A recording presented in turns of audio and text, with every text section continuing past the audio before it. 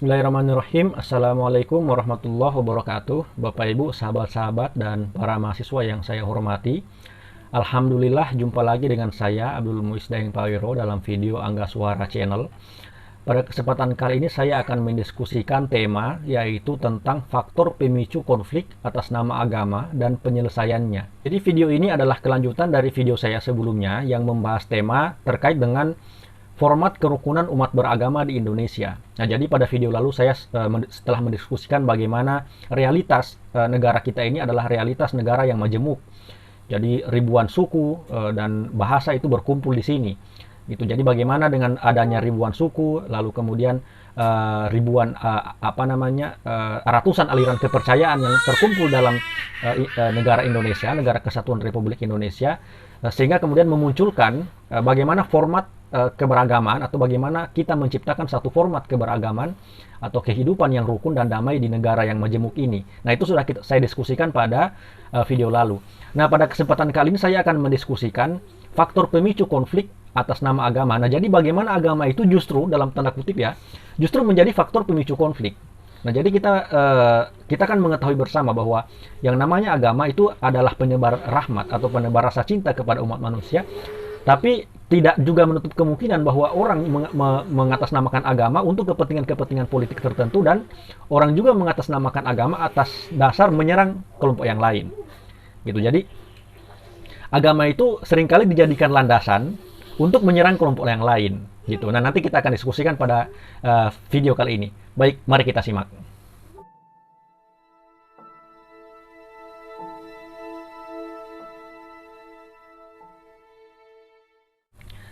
Bapak Ibu, sahabat-sahabat dan para mahasiswa yang saya hormati, yang pertama mari kita melihat penyebab terjadinya konflik.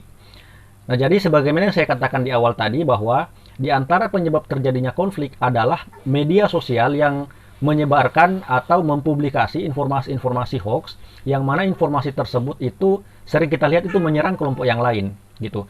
Nah, jadi misalkan kalau kita kebetulan beragama Islam, ketika kita melihat media sosial yang yang menyerang kelompok yang non-Islam misalnya, itu orang awam atau orang Islam yang keislamannya itu masih tidak dalam begitu, itu akan mudah tersulut emosinya begitu. Jadi dia akan mudah terprovokasi sehingga apa yang dikatakan di media sosial, misalkan kelompok yang lain atau agama yang lain itu adalah kafir dalam tanda kutip misalnya, atau sesat dan seterusnya, sehingga patut diserang dan seterusnya. Nah, orang yang beragama yang secara dangkal itu pasti akan terprovokasi dengan isu yang disampaikan oleh media itu, sehingga dia akan mengiyakan dan mengaminkan apa yang disampaikan oleh media, dan ketika dia terprovokasi maka itulah yang akan menimbulkan atau akan memicu terjadinya konflik gitu. Nah, jadi media sosial itu adalah salah satu pemicu terjadinya konflik antara kelompok yang satu dengan kelompok yang lain, dan antara agama satu dan agama yang lain. Saya sering mengikuti grup di media sosial, dan grup itu adalah saya yakin grup itu adalah grup yang dibuat oleh akun palsu ya. Dan di dalamnya itu tentu banyak sekali akun palsu di situ, dan di dalam grup itu tidak ada yang diposting di situ selain ujaran kebencian kepada kelompok yang lain gitu. Jadi ada kelompok yang ada kelompok tertentu yang dihujat seperti itu, dan biasanya di grup itu memposting penghujatan yang sifatnya memarginalkan satu kelompok politik tertentu gitu. Jadi kemarin itu kan ramai-ramainya 01 dan 02 kan. Nah, di grup itu saya melihat kelompok-kelompoknya itu menyerang pihak 02 misalnya. Ada juga yang grup yang saya ikuti itu yang pihak 02 yang menyerang kelompok 01, dan bahkan itu di grup itu isinya adalah orang-orang yang menyerang kelompok agama tertentu gitu. Nah, kalau orang awam, orang yang beragama secara dangkal, itu ketika melihat itu akan mudah terprovokasi gitu. Nah, jadi di sini kita bisa melihat bahwa media sosial atau media seperti Facebook dan Twitter itu adalah beberapa media yang menyebabkan orang-orang yang beragama secara dangkal itu bisa tersulut emosinya, bisa terprovokasi, sehingga berpotensi menimbulkan konflik. Dan di sisi lain kita juga bisa melihat di sini bahwa biasanya orang yang tersulit konfliknya itu adalah orang yang pengetahuan agamanya itu dangkal gitu. Jadi misalkan dia tidak pernah mondok, dia tidak pernah belajar kitab misalkan. Coba Anda lihat misalkan orang-orang yang terlibat konflik dan Anda tanya kepada dia misalnya sudah hafal berapa juz misalkan, atau sudah pernah mondok berapa tahun, pasti dia jawabannya dia tidak pernah mondok. Atau dan kalaupun dia bilang pernah mondok, paling mondok berapa lama begitu, paling cuma pondok pesantren kilat selama 3 hari. Nah, artinya yang ingin saya sampaikan adalah kelompok-kelompok yang terlibat konflik itu biasanya kelompok-kelompok yang pengetahuan agamanya itu dangkal, gitu. Penyebab terjadinya konflik yang berikutnya itu yaitu melihat kelompok atau agama lain sebagai saingan. Nah, ini juga sering terjadi kepada umat yang pengetahuan agamanya juga dangkal. Jadi ketika dia menerima informasi-informasi sebagaimana saya katakan tadi, informasi yang menyerang kelompok lain, yang mengatakan kelompok lain itu adalah kelompok yang sesat, kelompok yang kafir dan seterusnya, sehingga itu terpatri atau sudah menyatu di dalam alam bawah sadarnya, sudah menyatu di dalam alam pikirnya, sehingga dengan demikian dia akan menganggap kelompok yang lain itu sebagai saingan gitu. Dan dia tidak rela ketika kelompok yang lain selain dirinya itu eksis di dalam dunia ini gitu. Jadi orang yang sudah menganggap kelompok lain itu adalah saingan, biasanya dia akan cenderung mengharapkan agar kelompok yang lain itu musnah di muka bumi ini gitu. Nah, ini adalah faktor penyebab konflik yang kedua. Jadi menganggap kelompok yang lain itu sebagai saingannya, gitu kan? Nah, jadi ketika kita menganggap kelompok lain sebagai saingan, maka kita akan berusaha mencari-cari kelemahan, gitu. Kita akan berusaha mencari-cari kelemahan kelompok lain itu, dan dengan kelemahannya itu kita akan menjatuhkan dia, gitu. Lalu kemudian yang berikutnya, faktor penyebab konflik yang berikut itu tidak adanya kematangan bersikap dalam menghadapi berbagai perbedaan dalam kehidupan masyarakat. Nah, ini yang juga sering terjadi di kehidupan kita. Jadi kita seolah-olah tidak rela ketika kita bertetangga dengan kalau kita beragama Islam misalkan, kita seolah-olah tidak rela ketika kita bertetangga dengan non-Islam misalnya. Begitu juga sebaliknya. Orang-orang yang non-Islam, beberapa orang-orang yang non-Islam itu biasanya tidak rela ketika bertetangga dengan kelompok yang Islam misalnya. Nah, ini juga adalah salah satu faktor terjadinya konflik gitu. Jadi ketika sudah tidak ada kerelaan ketika kita hidup rukun dengan orang lain, itu pasti bisa terjadi faktor pemicu konflik seperti itu. Nah, lalu faktor pemicu konflik yang berikutnya lagi adalah masyarakat itu tidak memiliki kesamaan peluang untuk memperoleh akses dan aset sosial. Nah, ini lebih ke kebijakan pemerintah. Nah, biasanya walaupun memang pemerintah itu mengkampanyekan bahwa semua masyarakat itu adalah bersaudara, misalkan di dalam negara kita ini kan ideologinya Bhinneka Tunggal Ika. Walaupun kita berbeda-beda tetapi kita satu tujuan. Tetapi kalau kita melihat di daerah-daerah lain masih ada masyarakat yang minoritas itu tidak diperlakukan sama dengan masyarakat yang mayoritas. Itu masih banyak contoh-contoh seperti itu. Gitu. Jadi masih ada relasi minoritas dan mayoritas. Mayoritas itu mendapatkan porsi yang banyak dari pemerintah, sementara minoritas itu mendapatkan porsi yang sedikit gitu. Nah, ini juga adalah kebijakan yang saya kira itu keliru gitu. Jadi relasi mayoritas dan minoritas itu saya kira perlu dihilangkan di dalam kehidupan kebangsaan negara kita. Kadang-kala kalau kita menganggap minoritas, karena kita adalah minoritas, maka kita tidak berhak untuk mendapatkan aset sosial atau akses secara hak sama ya dengan kelompok mayoritas gitu.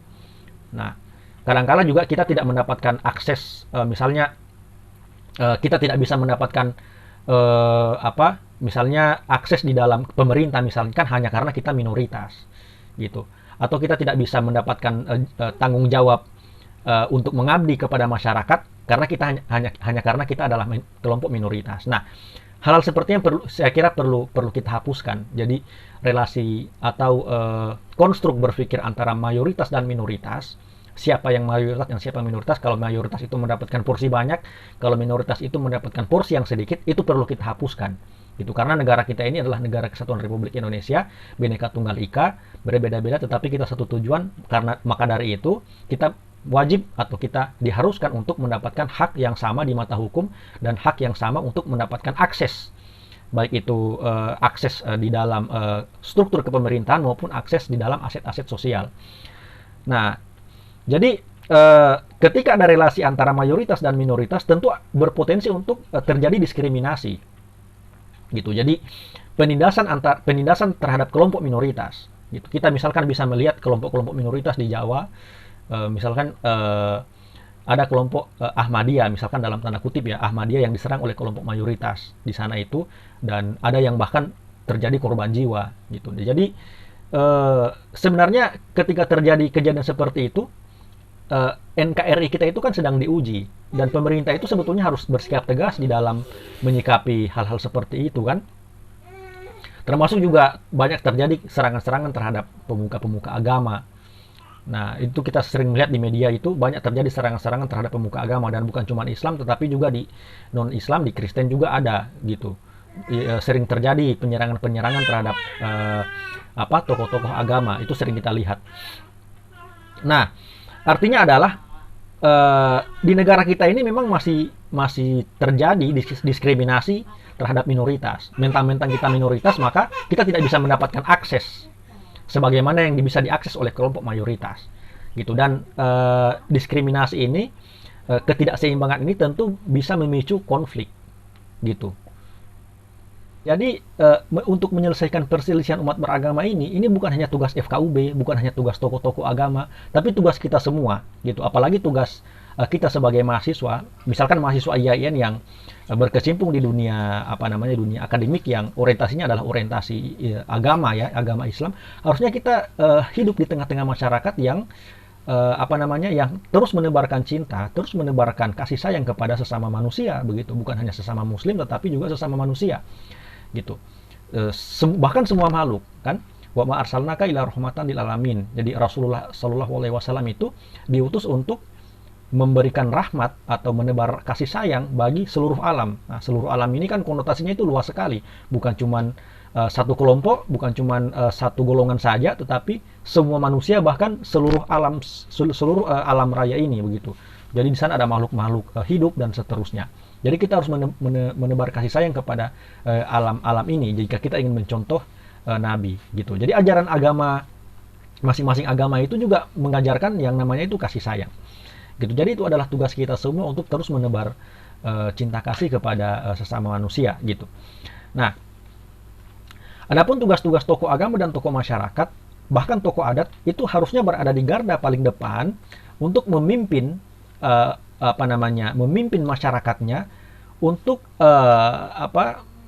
menciptakan situasi dan kondisi yang damai, yang jauh dari potensi-potensi konflik. Ketika misalkan muncul potensi konflik, maka tokoh-tokoh agama ini harus berada di garda paling depan untuk menahan masyarakatnya begitu, baik itu tokoh agama maupun tokoh masyarakat, bahkan tokoh adat. Di daerah-daerah tertentu seperti Papua itu bahkan tokoh adatnya itu lebih dihargai ketimbang pemerintahnya gitu. Nah, jadi tentu berbeda-beda ya di masing-masing daerah itu, tetapi tiga tokoh ini, tokoh agama, tokoh masyarakat maupun tokoh adat, itu pasti adalah salah seorang tokoh atau tokoh yang diidolakan oleh masyarakatnya, dan ketiga segmen tokoh ini yang harus berada di garda paling depan untuk mengkampanyekan perdamaian begitu. Jadi jangan malah ketiga tokoh ini yang memprovokasi gitu ya. Ketika ada potensi konflik, justru tokoh agamanya yang berkuar-kuar untuk menggerakkan masanya untuk menyerang kelompok yang lain. Nah, itu bagi saya itu keliru gitu. Nah, jadi tokoh agama yang menebarkan perdamaian itu yang justru harus dipandang sebagai tokoh agama. Kalau tokoh agama yang menebarkan kebencian, itu patut dipertanyakan. Apakah ketokohannya ini adalah ketokohan yang betul-betul yang betul-betul bisa dipertanggungjawabkan atau tidak? Kalau tokoh agama maupun tokoh adat maupun tokoh masyarakat itu ketika ada potensi konflik justru menggerakkan masanya untuk menyerang kelompok lain, nah itu patut dipertanyakan ketokohan itu begitu. Nah, jadi ketiga tokoh ini justru harus berperan di dalam mengkampanyekan perdamaian. Ketika muncul potensi konflik, justru dia harus menganjurkan atau menggerakkan masyarakatnya agar supaya bisa saling mendamaikan satu sama lain, bukan saling menciptakan konflik gitu. Nah, lalu yang berikut, pimpinan daerah itu harus turun langsung memimpin penyelesaian konflik gitu. Nah, jadi pemimpin itu harus mampu untuk menciptakan situasi yang kondusif gitu ya. Ketika ada potensi konflik, maka pemimpin itu harus turun tangan untuk mencegah agar supaya tidak terjadi konflik gitu. Nah, hari ini kan kita masih banyak kan kita melihat bahwa ketika ada konflik itu seolah terjadi pembiaran di sana sini gitu kan. Pengambil kebijakan kita itu seolah-olah membiarkan konflik itu berlangsung gitu. Misalkan kita bisa melihat hari ini terjadi demo di mana-mana, massa yang menyampaikan aspirasi itu kemudian disiksa secara fisik, tindakan-tindakan represif aparat keamanan itu semakin banyak, semakin marak. Itu kita melihat seolah-olah itu hanya dibiarkan saja oleh pemimpin kita kan, gitu. Nah itu harusnya tidak perlu terjadi di negara yang cinta damai dan negara yang mengatasnamakan demokrasi, yang notabene demokrasi itu adalah segala kekuasaan itu untuk rakyat. Segala kekuasaan itu berada di tangan rakyat, bukan berada di tangan penguasa yang menindas rakyat seperti itu. Nah, yang berikut perselisihan konflik atau potensi konflik antar umat beragama itu mulai dari aparat pemerintah, pemuka agama maupun pemimpin-pemimpin di dalam masyarakat atau tokoh-tokoh masyarakat itu harus merumuskan satu program edukasi secara terencana untuk membangun semangat toleransi yang berkesinambungan. Nah, jadi ketiga segmen tokoh ini, baik itu pemerintah, tokoh adat, tokoh masyarakat maupun tokoh agama, itu harus berkolaborasi, harus bersatu untuk membuat satu program agar supaya masyarakat ini bisa hidup secara toleran, hidup secara harmonis, hidup secara damai antara satu kelompok dengan kelompok yang lain gitu. Nah, jadi potensi konflik itu justru harus diredam oleh pemuka-pemuka agama, tokoh-tokoh adat, tokoh masyarakat dan pemerintah itu sendiri gitu. Nah, hari ini kan kita melihat segmen tokoh ini kan itu kan tidak ada komunikasi kan. Ketika ada komunikasi itu nanti hanya ada corona ini. Tetapi kalau soal bagaimana membangun kerukunan antar umat beragama, bagaimana membangun kerukunan di masyarakat, itu seolah-olah pemerintah, tokoh adat, tokoh agama, tokoh masyarakat itu berjalan sendiri-sendiri gitu. Jadi tidak ada kolaborasi antara tokoh-tokoh ini gitu ya. Nah, jadi yang perlu diciptakan itu ke kita adalah toleransi itu bukan hanya kewajiban gitu ya. Kita kan menganggap selama ini toleransi itu adalah kewajiban kita kan sebagai warga negara. Sebenarnya bukan hanya kewajiban toleransi itu, tetapi toleransi itu adalah kebutuhan kita gitu ya. Toleransi itu adalah kebutuhan karena ajaran agama kita itu juga mengajak manusia atau mengajak penganutnya untuk saling mencintai atau untuk mengasihi sesama manusia gitu. Jadi semakin kita menemukan atau semakin kita mendalami ajaran agama kita, justru kita akan semakin mencintai umat manusia. Nah, itu kan sebagaimana saya katakan tadi. Kalau kita melihat kalau kita meneliti orang-orang yang terlibat di dalam konflik atau orang-orang yang terlibat di dalam atau orang-orang yang terjebak di dalam provokasi media misalnya, itu adalah orang-orang yang pengetahuan agamanya itu dangkal. Tetapi kalau orang-orang yang pengetahuan agamanya itu sudah mendalam, maka dia tidak akan mudah tersulut konflik. Dia tidak akan mudah termakan provokasi gitu. Maka dia akan semakin menebarkan cinta kasih kepada umat manusia, bukan hanya dalam kelompoknya saja, tetapi manusia secara luas begitu ya, yang berbeda dengan dirinya, yang berbeda dengan agamanya maupun yang berbeda dengan sukunya begitu. Dia akan semakin banyak menebar cinta kasih kepada sesama manusia, siapapun manusia itu gitu, apapun agamanya dan apapun sukunya, latar belakang sukunya. Bapak Ibu, sahabat-sahabat dan para mahasiswa yang saya hormati, terakhir yang ingin saya sampaikan adalah untuk mewujudkan kerukunan umat beragama maupun kerukunan sesama manusia itu bukan hanya didasari atas seremonial atau hanya didasari karena taat aturan begitu ya. Karena misalkan takut ditangkap polisi, kalau kita melukai orang lain nanti kita ditangkap polisi misalnya. Bukan hanya karena itu. Tetapi hidup rukun dan damai dengan kelompok yang lain, dengan sesama manusia, dengan semangat cinta dan kasih sayang, itu sebenarnya kalau kita melihat ajaran agama kita, sebenarnya jauh di dalam apa yang diajarkan oleh agama kita, itu sebenarnya mengajarkan bagaimana kita harus memberikan kasih sayang, bagaimana kita harus memberikan cinta kasih, bagaimana kita harus mencintai umat manusia, tidak peduli siapapun dia, tidak peduli apapun agamanya, tidak peduli apapun sukunya, kita harus mencintai dia sebagai sesama manusia, sebagai sesama ciptaan Tuhan, sebagai sesama ciptaan Allah Subhanahu wa Ta'ala. Gitu. Karena walaupun dia berbeda dari kita, satu yang perlu kita tahu, satu yang tidak bisa kita bantah, satu adalah kenyataan mutlak, yang orang yang berbeda dengan kita itu adalah ciptaan Tuhan kita, yaitu Allah Subhanahu wa Ta'ala. Gitu. Jadi maka di titik ini mencintai orang lain, mengasihi sesama manusia, itu juga adalah bagian dari ajaran agama kita.